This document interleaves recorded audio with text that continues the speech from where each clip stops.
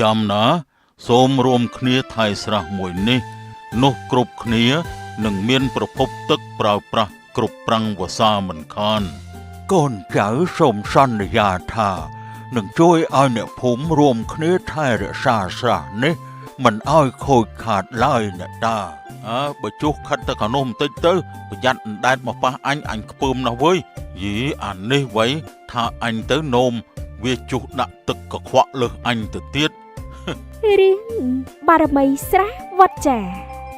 ធ្លាប់ឮពីបុរាណមកថាស្រះមួយកន្លែងជាស្រះដែលបានជីកស្របពេលដែលទីនោះមានវត្តអារាមហើយក៏ជាស្រះដែលមានបារមីផងដែរ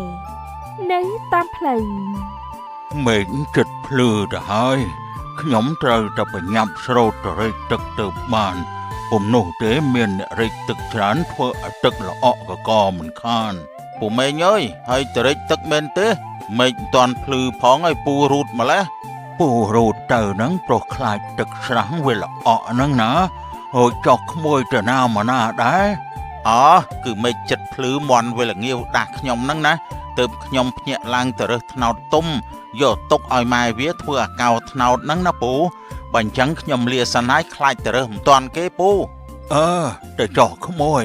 បន្ទាប់ពីតាមេងដើរហួសទៅបន្តិចពូផាន់ក៏បានដើររើសថ្នោតទុំក្បែរស្រះនោះផងដែរមេឃមិនតាន់ភ្លឺច្បាស់ខ្ញុំដូចជាមើលថ្នោតទុំសូវច្បាស់សោះពេលនោះស្រាប់តែពូផាន់ប្រទះឃើញមានពស់យ៉ាងធំគួរឲ្យខ្លាចលូនប៉ះគាត់ចុះទៅក្នុងទឹកស្រះ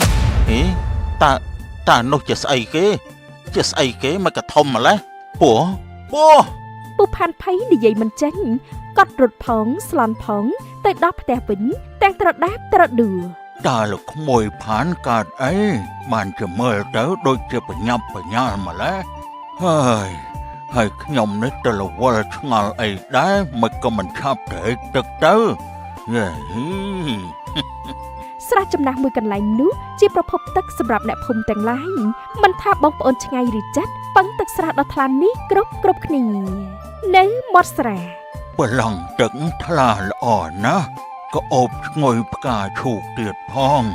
សំណាងហើយដែលព្រឹកនេះខ្ញុំមកបានមុនគេតាមេងបំរុងតែដងទឹកស្រះស្រាប់តែគាត់បានឮសំឡេងមួយនិយាយមកកាន់គាត់ថាតាមេង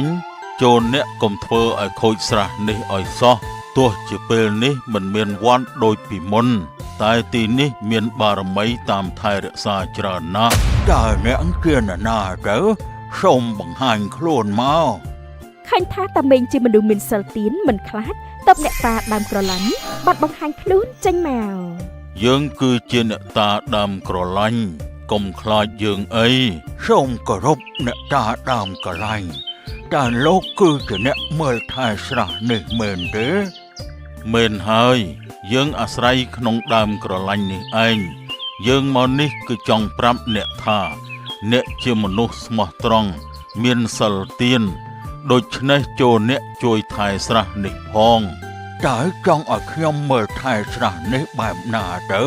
ពីមុនទីនេះមានវត្តតែពេលនេះវត្តបានទៅសង់នៅកន្លែងផ្សេងហើយគ្មានអ្វីបន្សល់ទុកទៀតទេមានតែស្រះមួយនេះដែលនៅសល់តែប៉ុណ្ណោះកុំឲ្យអ្នកភូមិលុបស្រះនេះឲ្យសោះឮទេព្រោះតែហេតុអីទៅលោកតាដើមកន្លែងយើងប្រាប់លោកទៅចុះក្រោមបាតស្រះនេះមានវត្ថុបុរាណមានតម្លៃច្រើនណាស់ហើយក៏មានអ្នកថែរក្សាផងដែរតើជាការពិតមែនទេបើបែបនោះកាលណាអ្នកភូមិដឹងពួកគេនឹងចោះទៅរាវរកយកមកលក់ដូរបានកម្រៃជាមិនខានមិនបានទេពួកគេនឹងមានគ្រោះថ្នាក់ម្យ៉ាងទៀតវត្ថុទាំងនោះនឹងជួយឲ្យស្រះនេះគ្មានថ្ងៃរីងស្ងួតឡើយតើលោកដឹងទេចុះបានអ្នកស្រុកគេត្រូវការចោះទៅបេះផ្កាឈូកយកមកថ្វាយព្រះតើបានដែរទេពិតជាបានតែហាមចុះទៅកណ្ដាលស្រះព្រោះទឹកនេះជ្រៅណាស់និងមានអាចកំបាំងជាច្រើនទៀតពួកគេបេះទៅជាប់នៅមាត់ស្រះនេះបានហើយ